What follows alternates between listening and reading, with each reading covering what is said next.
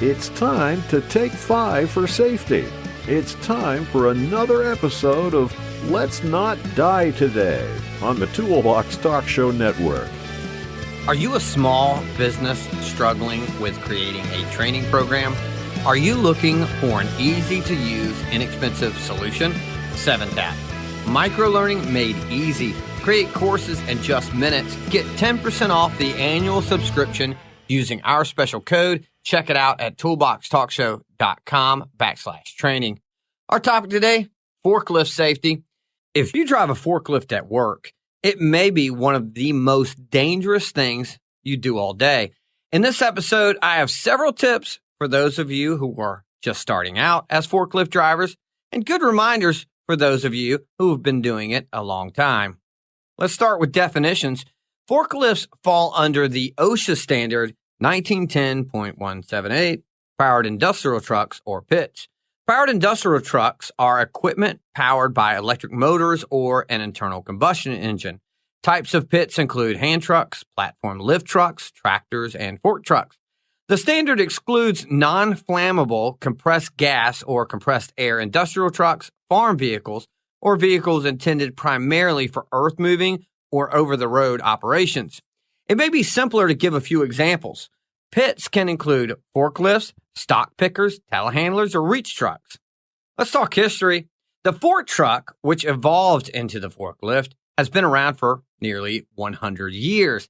The evolution of the forklift happened slowly over many decades.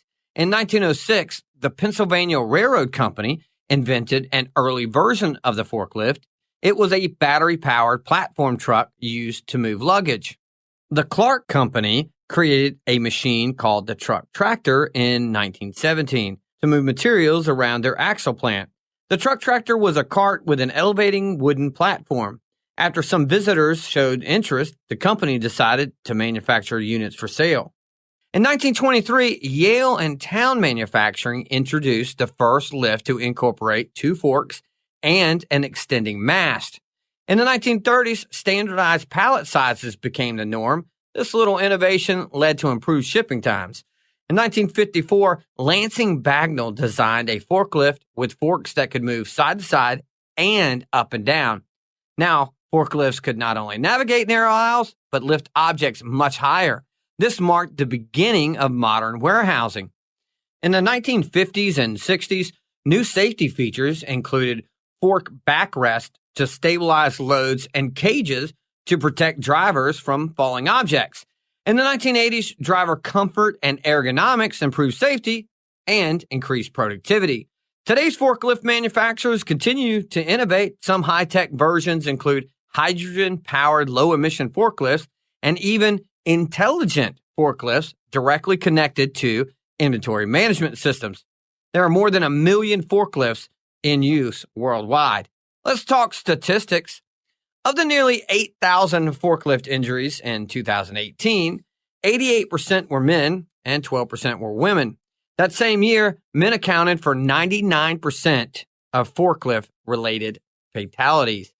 Operators aged 25 to 34 accounted for 1,700 forklift-related injuries in 2018, making it the group with the highest injury rates. Warehouse, transportation, and utilities had the highest injury total over any other industry. The 3 leading injuries from forklift accidents were fractures, bruises, contusions, and sprains, muscle tears. Forklift overturns are still the number 1 way to die using a forklift. Let's talk safety. Safety tip number 1, always operate the lift according to the manufacturer's instructions. Always wear your seatbelt. Never exceed the load rating, and ensure the load is stable and balanced, and never raise or lower your load while traveling. Safety tip number 2, keep a safe distance from platforms, loading docks, and ramp edges. Always inspect trailers and loading ramps. If damaged, don't drive over them and report it to the appropriate person. Safety tip number 3, use your horn to alert other operators and pedestrians.